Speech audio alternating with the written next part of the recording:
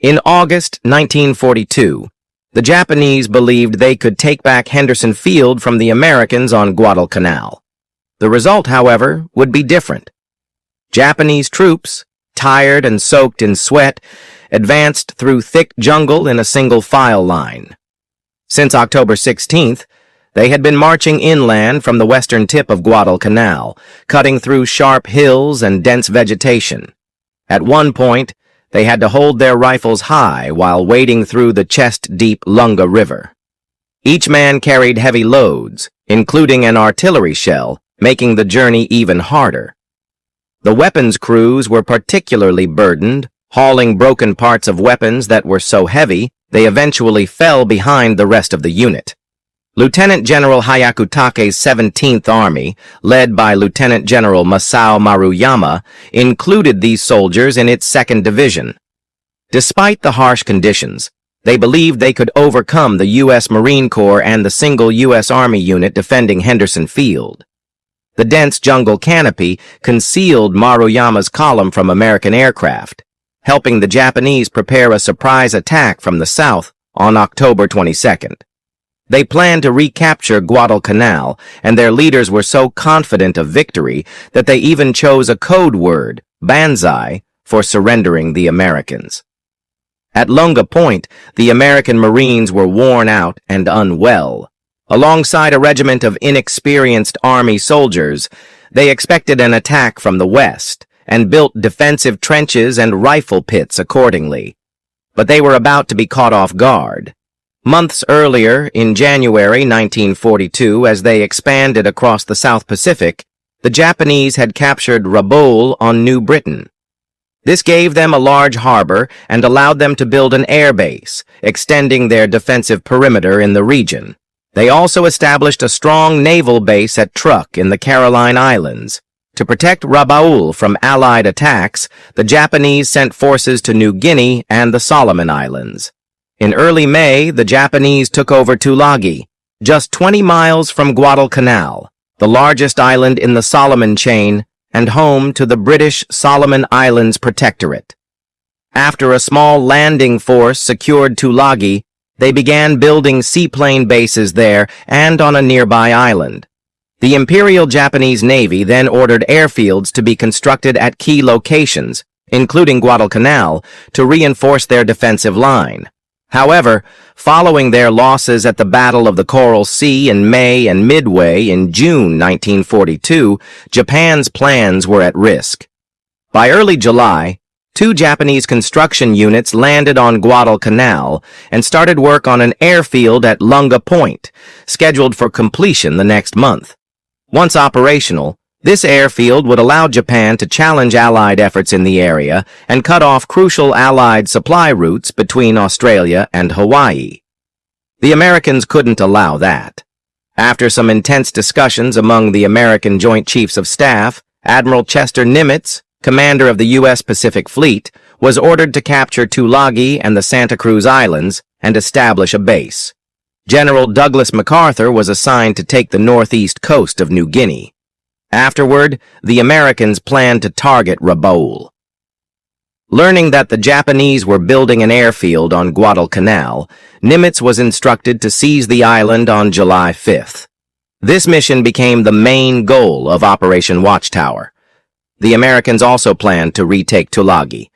Major General Alexander Vandegrift's 1st Marine Division assembled an amphibious force of 82 ships from the Australian and American navies to invade Guadalcanal and Tulagi. The 1st Division was understaffed because the 7th Marines had been moved to Samoa and replaced by the 2nd Marines from the 2nd Marine Division.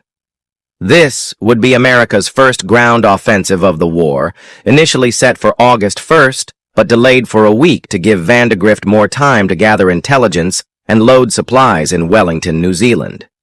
He also needed better information about Guadalcanal, an island about 90 miles long and 25 miles wide, with a central mountain range dividing it. The northern coastal plains were better suited for military operations than the rugged southern side. On August 7th, the Allied task force split into 2 groups to begin the attack on Guadalcanal, Tulagi, and nearby islands. Naval guns shelled enemy positions, while carrier planes bombed the airfields. Then, 3,000 U.S. Marines landed on the islands of Tanambogo, Gavutu, and Tulagi. After 2 days of fighting, they secured their positions. Meanwhile, around 11,300 Marines from the 1st and 5th Regiments landed on Guadalcanal's northern shore, about 6,000 yards east of Lunga Point. Surprisingly, they faced no resistance from the roughly 2,800 Japanese personnel, mostly construction workers, on the island. By the second day, they had taken over the nearly completed airfield and several other facilities, including anti-aircraft guns, a refrigeration plant, an ammunition depot, and large stockpiles of supplies. Quickly, the Marines formed a defensive perimeter, expecting a Japanese counterattack from the beaches. Vandegrift stationed most of his Marines there. He also set up a strong line at the Ilu River, nicknamed Alligator Creek, to the east, and extended the defense west past Lunga Point toward the village of Kukum and the surrounding jungle-covered hills. The southern section, less likely to be invaded due to difficult terrain, was guarded by support troops posted at outposts. The situation became more dangerous when the Allied carrier support group pulled back after being hit by Japanese airstrikes. Early on August 9th, the Japanese 8th Fleet arrived and engaged the Allied naval forces near Savo Island, sinking 4 Allied cruisers and damaging 2 more, losing only 1 ship themselves. However, the Japanese did not attack the American transport ships, fearing daylight air attacks, even though only half of their cargo had been unloaded. The rest of the American transport fleet soon withdrew. The Marines moved the remaining supplies inland and began completing the airstrip. On August 12th, they named it Henderson Field, in honor of Major Lofton Henderson, a pilot who died at Midway. That same day, the first American aircraft landed. 8 days later, 2 squadrons arrived, one with 12 SBD Dauntless dive bombers, the other with 19 F-4F Wildcat fighters. This air support, later known as the Cactus Air Force, became a key part of Guadalcanal's defense in the weeks ahead. Japanese air attacks increased, especially after the American carriers left. At night, Japanese battleships bombarded Marine positions. Marine patrols collected intelligence, and Vandegrift gained important information when British Coast Watcher Captain Martin Clemens and his local scouts arrived on August 15th, offering their support to the Americans. The Japanese High Command ordered their forces to reclaim Guadalcanal, establishing headquarters at Rabaul. On August 15th, under the cover of night, 900 soldiers from the 2nd Battalion, 28th Infantry, led by Colonel Kiyonao Ichiki, landed at Taivu Point on the eastern side of Guadalcanal. This unit, known as the Ichiki Detachment, was the first to arrive through what the Americans called the Tokyo Express, Japan's naval supply and transport route in the Solomon Islands. On August 19th, a U.S. Marine patrol eliminated a Japanese reconnaissance team sent by Ichiki. The Marines quickly returned to their defensive positions. On the night of August 20th to 21st, Ichiki's troops launched an attack on Alligator Creek. Japanese soldiers advanced in waves, shouting, but were cut down by Marine machine guns. The next morning, the Marines surrounded the remaining Japanese with support from light tanks and systematically destroyed them. Meanwhile, a Japanese convoy carrying additional troops, including 2 naval task units and 3 aircraft carriers, was heading for Guadalcanal. On August 24th, U.S. carrier task forces clashed with the Japanese in the Battle of the Eastern Solomons, sinking 3 enemy ships, including a carrier. The next day, the Japanese convoy withdrew. However, American planes from Henderson Field continued attacking Japanese transport ships, forcing them to retreat 150 miles east of Guadalcanal. Despite this, Japanese reinforcements still managed to reach the island. To strengthen the American forces, the 2nd Battalion, 5th Marines was transferred to Guadalcanal on August 21st after combat at Tulagi. The Marines still needed more troops to secure their growing perimeter. On August 27th, 8 days after clearing a small Japanese outpost at Tulagi, the Marines launched an offensive along the west side of the Matanikau River. The Japanese put up stiff resistance during the day and retreated at night to avoid being encircled as they had been at Alligator Creek. A large Japanese force was positioned near the eastern town of Taivu. Based on U.S. intelligence, the 1st Raider Battalion and the 1st Parachute Battalion were sent for reconnaissance under Lieutenant Colonel Merritt Edson. Supported by aircraft, Edson's men captured the village on September 8th, expecting little resistance. However, they were surprised by the strength of the enemy. A Japanese force of 5,200 troops, mostly from Major General Kiyotake Kawaguchi's 124th Infantry, had landed at Taivu Point in late August. An additional 1,000 Japanese soldiers had landed on the western side of the island. Kawaguchi moved southwest, aiming to attack Henderson Field from the south. There he encountered Edson's 1st Raider and 1st Parachute Battalions, who were positioned on Lunga Ridge, later known as Edson's Ridge or Bloody Ridge. Beginning on September 12th, the Japanese launched multiple frontal assaults over 2 days, but suffered heavy casualties and were repelled. Despite the defeat, the Japanese continued sending reinforcements to Guadalcanal, including artillery units from the 38th and 2nd Divisions and the 8th Tank Regiment. The Americans also received vital reinforcements. The 7th Marines returned to the island, enabling General Alexander Vandegrift to establish a stronger defensive perimeter, which he divided into 10 sectors, 3 facing the beach and 7 facing inland. However, some areas remained poorly defended and open to attack. Disease such as malaria and dengue fever, along with limited rations, severely affected the Marines and airmen.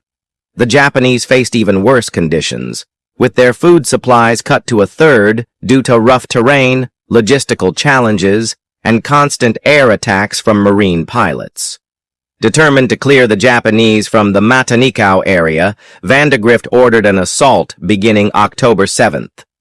The 5th Marines pushed parts of the Japanese 2nd Division's 4th Infantry west toward the river mouth. The 2nd Marine Regiment, including the 3rd Battalion and the division's Scout Sniper Detachment under Colonel William W. Whelan, supported the attack. Known as the Whelan Group, they were followed by most of the 7th Marines as they advanced inland and crossed the river. The 5th Marines conducted a holding action, pressing against a Japanese bridgehead near the river. With help from a company of the 1st Raider Battalion, the Marines gradually forced the Japanese to withdraw. On the evening of October 8th, as the Raiders attempted to withdraw, the Japanese attacked. However, the Marines held their ground. After a rain delay, the 5th Marines and the Raiders destroyed the remaining Japanese on the river's east bank by October 9th, while the Whelan Group and the 7th Marines moved north along the west bank. Colonel Lewis B. Chesty, Puller's 1st Battalion, 7th Marines, inflicted heavy losses on the Japanese using artillery and infantry tactics.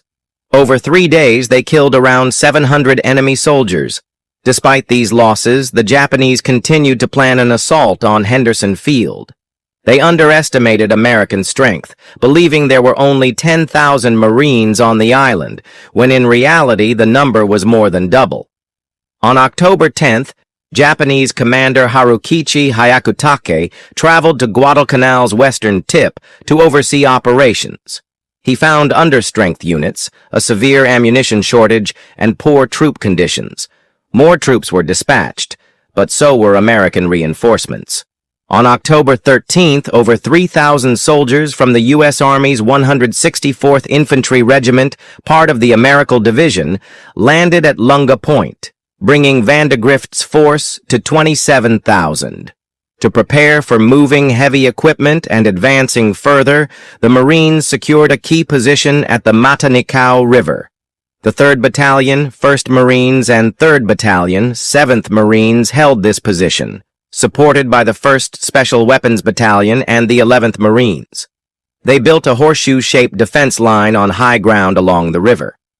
The right flank ran east along the beach. The left extended east along the ridge of Hill 67. Mines were planted and hidden positions were set up with tank destroyers and anti-tank guns. Amphibious tractor headlights were readied to illuminate the area during potential nighttime attacks. After gaining sufficient reinforcements, Van de Grift expanded his defensive line to 22,000 yards along Lunga Ridge and divided it into 5 main sections. The 3rd Defense Battalion and parts of the 1st Special Weapons Battalion defended Sector 1, including the beach, supported by engineers, amphibious tractor units, and pioneer infantry. Sector 2 was manned by the 164th Infantry and another portion of the 1st Special Weapons Battalion. This area stretched inland and westward along the shore. Sector 3, covering the southern slope of Edson's Ridge, extended through dense jungle to the Lunga River and was held by the 7th Marines, though 1 battalion was missing. Sector 4 was defended by the 1st Marines and covered forested terrain. Sector 5, the westernmost section, was protected by the 5th Marines. All regiments were required to keep 1 battalion in reserve, except the 2 battalions already at Matanikau. Reserve forces included the 1st Tank Battalion and truck-mounted units from the 2nd Marines. As the Japanese prepared for a major attack on Guadalcanal, their officers scouted Mount Austin, a high point 6 miles southwest of Henderson Field. They incorrectly assumed the dense forest in that region lacked American defenses. At the same time, a Japanese naval force approached to bombard Henderson Field. American patrol planes spotted the ships just before midnight on October 11th and radioed their position. U.S. Navy forces intercepted them, sparking the Battle of Cape Esperance. In the ensuing fight, American ships sank 2 Japanese vessels and damaged 2 others. Henderson Field's aircraft later destroyed 2 more enemy ships. The following day, October 13th, 2 waves of Japanese planes attacked Henderson Field. The enemy artillery opened fire near Kokona, and the situation worsened when 2 Japanese battleships shelled the airfield for 80 minutes.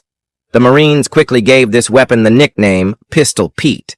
The bombardment damaged several planes, and bombers continued to raid the airfield until dawn. Just after their guns fell silent, several B-7 bombers managed to take off, but by the afternoon of October 14th, Henderson Field was shut down due to significant damage. However, the Cactus Air Force kept operating, as the construction battalion had built a fighter strip called No. 1, a grassy runway to the southeast, which became the main airstrip. At dawn the next day, 5 enemy transport planes were spotted unloading soldiers, equipment, and supplies at Tasafanga Point on the island's western side. The transfer ships were escorted by 11 cruisers. The Cactus Air Force used barrels of fuel flown in from Santo and scavenged what they could to get some planes airborne. With the help of Army aircraft, they destroyed 1 transport plane and set 2 others on fire while fighting off Japanese fighters. Despite their efforts, the Japanese managed to evacuate 4,000 soldiers and 80% of their supplies before retreating. An assault from the land seemed imminent. In addition to the survivors of the Ichiki and Kagu divisions, Lieutenant General Hyutake had gathered 20,000 soldiers, including 2 battalions from the 38th and 2nd Divisions. He also had a tank company and artillery support. The Japanese plan called for a force led by Major General Tadashi Sumiyoshi, the artillery commander of the 17th Army. His forces, consisting of 5 infantry battalions, heavy artillery, and tanks, were tasked with diverting American attention along the Matano coastal area, while Maruyama's force, which included 5,000 troops, would launch the main assault on Henderson Field from the south. On October 22nd, the attack was set to begin, and Maruyama's force, which had been delayed, was expected to push inland. Major General Yumonasu led the left wing of the advancing force, while Colonel Kawaguchi led the right wing at Ki Point, where it was believed the Americans had another airfield. The Kai detachment, consisting of a battalion from the 228th Regiment, was also to land amphibiously. Despite being behind schedule, the Japanese forces continued to march through thick vegetation and over hills. Some of their heavy artillery had to be left behind because it could not move through the dense jungle. The Americans, unaware of the Japanese presence, prepared for an attack from the west. As it was expected, the main assault would come from that direction. A Japanese map that was captured suggested a three-pronged invasion, but American patrols to the south only found starved and ill-armed stragglers. Aerial patrols reported no enemy activity from the east, and the attack seemed likely to come from the west. On October 18th, when Japanese cannons fired in a second barrage, American artillery responded, but the Marines remained on high alert. On the night of October 19th, the Japanese 124th Infantry crossed the Matano River, and the Marines were preparing for a southern attack. However, difficult terrain delayed their progress. By October 22nd, Colonel Nesu had gathered his forces in anticipation of an assault. Tanks were crossing the river, but one was damaged by artillery. 9 Japanese tanks attempted to cross a sandbar, but the Americans successfully repelled them. The attack was delayed, and Maruyama informed Hyutake that his forces were still not in place. Without communication from Maruyama, Sumiyoshi launched the assault on October 23rd. That evening, the Japanese artillery began shelling the Marine defenses along the Matano River, the coast road, and the rear areas. After the bombardment stopped, Naga's forces attacked, but Colonel Oka's men were not yet in position, so the attack was postponed. 4 Japanese tanks from the 1st Tank Company advanced toward the Marines, but were stopped by fire from 37mm guns. A second tank cleared a machine gun post before it was disabled by a grenade. The remaining 2 tanks were destroyed, and the Marines stopped Naga's infantry charge. The next morning, October 24th, Marines in the horseshoe along the Matano River spotted a column of Japanese infantry near the mountain to their left. Oka's troops were still settling into position. Colonel Herman Henry Hainen's 2nd Battalion, 7th Marines, was redirected to a mountain to the east to neutralize the threat. Later that day, a 7th Marines patrol reported seeing an enemy officer using binoculars to observe Edson's Ridge south of the Lunga River. Native scouts also reported about 2,000 Japanese forces nearby, but it was too late in the day to make any significant movements. By nightfall, the Japanese forces were ready to launch their attack. The rain slowed them down as they moved through the jungle, and the planned attack at 7 p.m. did not happen. By 9 p.m., the rain stopped, and the moonlight pierced through the jungle. Marines ordered to withdraw as Maruyama's forces struggled in the darkness. At around 10 p.m., Japanese forces breached the American lines at the point where the 164th Infantry and the 7th Marines met. The night was lit by gunfire, and American artillery tore into the attackers. The first wave was stopped, but the battle continued into the early hours. The 17th Army mistakenly claimed that the airfield had been captured by the right wing around 11 p.m. on October 25th. The lead units of the 29th Infantry from Nasa's left flank launched an offensive just after midnight. Japanese engineers tried to create gaps in the barbed wire in front of the Marines in a clearing. Some of the Japanese soldiers attempted to rise before the wire opening was fully sealed, but a group managed to penetrate through the foot-tall grass. As they moved forward, machine gun fire ripped through the soldiers at ground level, and mortar rounds fell upon them. More attacks were expected to assist the Marines, and to reinforce them, the Army sent troops. 3 platoons from Colonel Robert Hall's 3rd Unit, 164th Infantry, were the first to arrive, followed by the remainder of the unit. Due to their lack of combat experience, squads and platoons of these soldiers were assigned to the 1st Battalion, 7th Marines. With artillery, mortar, and 37mm fire support, machine gun and infantry fire severely damaged the Japanese forces. Marine Surgeon John Basilone, who oversaw 2 heavy weapon sections of Company C, ensured his Marines had extra ammunition belts.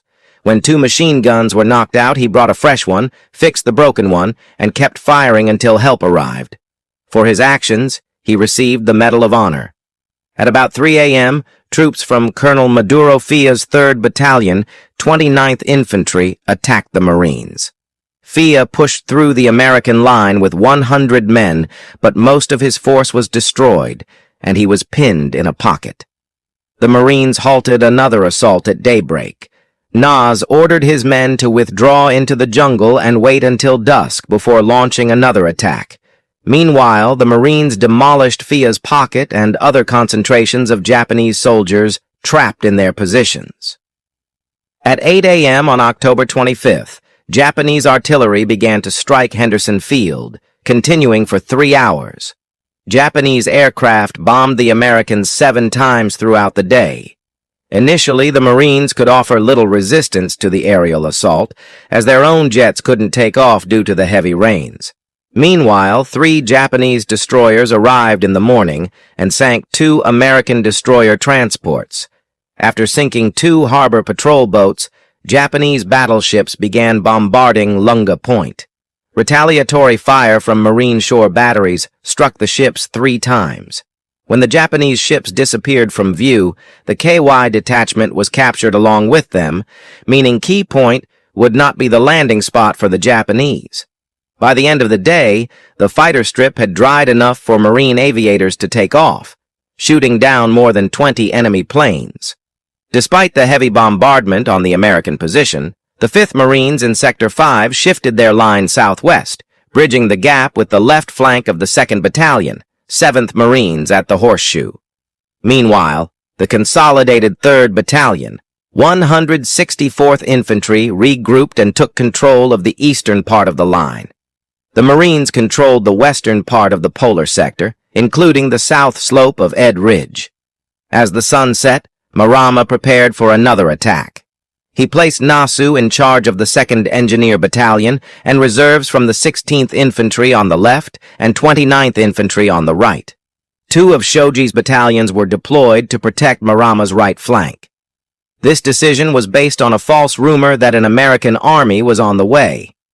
At about 8 p.m., the Marines of Powers and Hall's infantry were heavily bombarded by the 2nd Division's mountain howitzers and mortars, aided by machine gun fire. The Japanese attacked in groups of 30 to 200 soldiers, mainly targeting Hall's infantry. The attacks were repulsed, but the Japanese suffered heavy casualties. On October 26th, the Japanese 16th Infantry launched a fierce assault against the seam between the 164th Infantry's 2nd and 3rd Battalions. The Marines killed about 250 enemy soldiers and destroyed the Japanese offensive with the help of 2 37mm guns from the 7th Marines Weapons Battalion. During the day, the Japanese withdrew into the jungle. Howitt was informed by Marama that the Japanese could not penetrate the American defenses. At 3 a.m. on October 26th, Oka's forces attacked Hannon's 2nd Battalion, 7th Marines, stationed on a ridge near the easternmost point of the proposed horseshoe formation. Waves of enemy forces primarily attacked Company F Sergeant Mitchell Pigg's machine gun squad opened fire on the attackers. All of Pigg's men were hit in the ensuing firefight, but he continued firing the 2 machine guns for as long as he could. On one occasion, he managed to replace a disabled gun with a backup. For his courage, he received the Medal of Honor. Despite the strong Marine defense, Company F was pushed off the ridge by the Japanese. Major Odell Connolly organized 17 men, including rear echelon infantry, for a counteroffensive. They made progress, and by 5:40 a.m., they were joined by Pigg's platoon from the 5th Marines and some Marines from Company G. This ad hoc battle group regained the lost ground. It was the end of the battle for Henderson Field. In this bloody encounter, the Japanese lost 2,200 troops, according to Marine estimates. The Americans suffered 86 killed and 192 wounded. The Marines' solid defensive positions and critical artillery support were key to the outcome. As Puller later said, We held them because we were well dug in, a whole regiment of artillery was backing us up, and there was plenty of barbed wire. On October 26th, the 17th Army rested and prepared to withdraw from the American perimeter as the naval battle of the Santa Cruz Islands raged nearby. The United States Navy lost 74 aircraft, a ship, and a destroyer during the two-day battle. After losing more than 100 planes and severely damaging 2 destroyers and 3 ships, the Japanese left the region. However, the fight on Guadalcanal was far from over. Even though the 17th Army failed to take Henderson Field, the following month saw more naval engagements. During that time, the Americans expelled the Japanese from Kai Point and the Matano area. In December, the situation on Guadalcanal changed as the shabby leathernecks of the 1st Marine Division were replaced by U.S. Army forces from the Ivy Corps, commanded by Major General Alexander McCarroll Patch. Patch gave the attack his full effort.